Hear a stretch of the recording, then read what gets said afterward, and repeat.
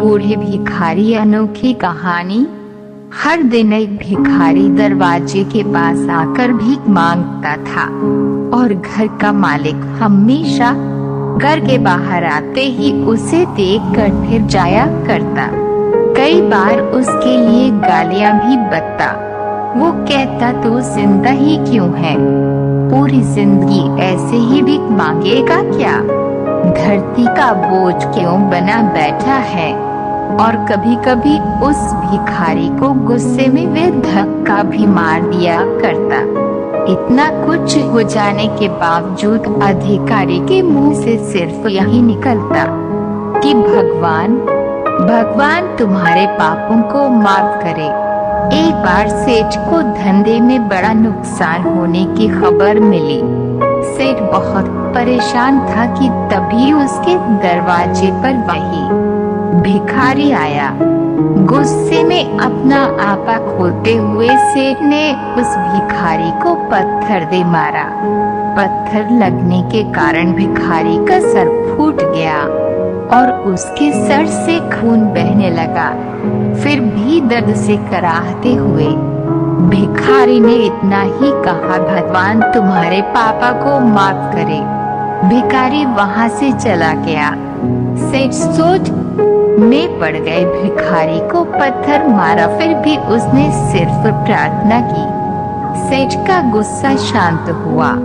सेठ का मन शांत हुआ। भिखारी का रहस्य जानने के लिए सेठ ने भिखारी का पीछा करना शुरू कर दिया।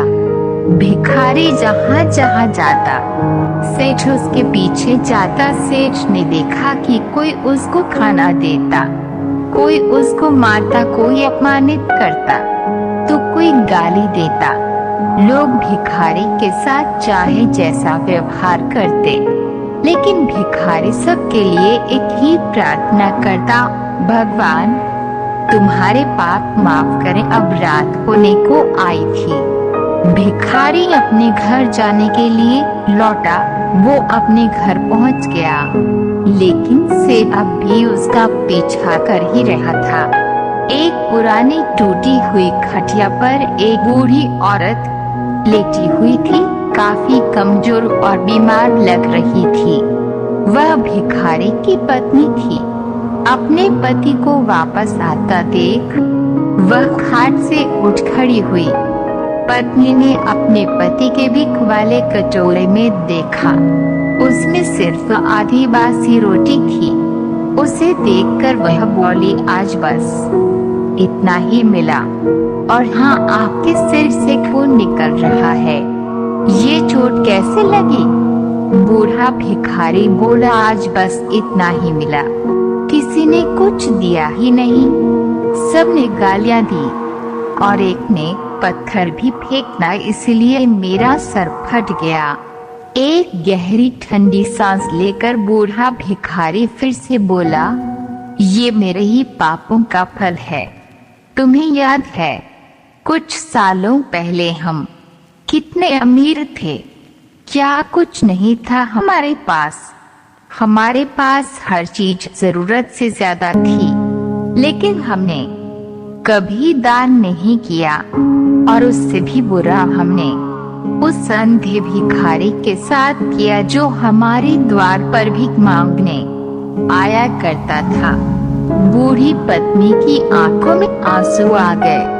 वह बोली, हाँ, हम उस बेचारे अंधे के साथ बहुत बुरा करते थे, उसका अपमान करते थे, उसे खाने के लिए रोटी की जगह कागज दिया करते, उसका मजाक उड़ाया करते और कभी कभी मारा भी करते।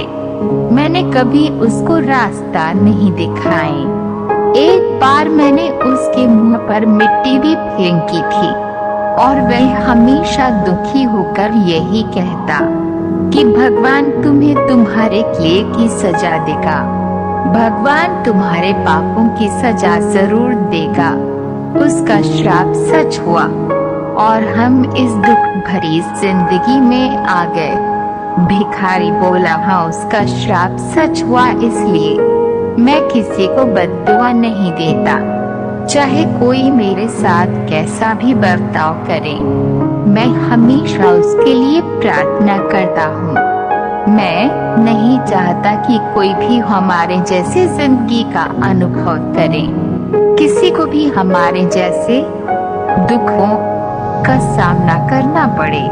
वो नहीं जानते कि वो कितना बड़ा पाप कर रहे हैं, इसलिए अनजाने में हुए पाप की ऐसी सजा किसी को भी मिले मैं नहीं चाहता। सेठ वहीं पर छुपकर ये सारी बातें सुन रहा था। अब उसे सब कुछ समझ में आ गया था। भिखारी और उसकी पत्नी ने बेहाधी रोटी मिल बांट कर खाई और भगवान को धन्यवाद बोलकर सो गए। अगले दिन बड़ा भिखारी फिर से भीख मांगने गया। सेठ के घर के पास जाते हैं। सेठ ने पहले से गरम रोटी उसके लिए निकाल कर रखी थी। उसे देते हुए सेठ विनम्रता से बोला, माफ कर दीजिए बाबा, उसे बहुत बड़ी गलती हो गई। बूढ़ा भिखारी बोला, भगवान तेरा भला करे।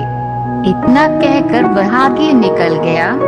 इस कहानी से जो सीख लेने लायक है वह बड़ी ही सिंपल है कि आदमी चाहे किसी के बारे में बुरा कहे या भला करे, लेकिन भगवान सिर्फ कर्म के हिसाब से उसको फल देता है।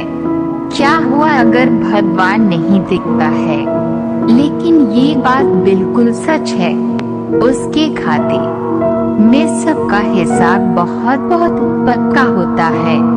इसलिए जब किसी के लिए कुछ भी करो तो अच्छा ही करो।